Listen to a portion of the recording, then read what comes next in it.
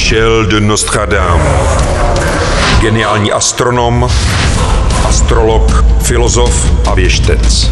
Narozen ve Francii na počátku 16. století. Těžko říci, co je závažnější.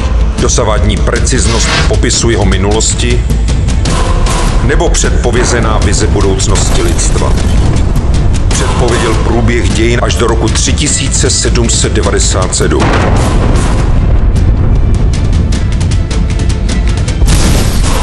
Nostradamus. Budoucnost z minulosti.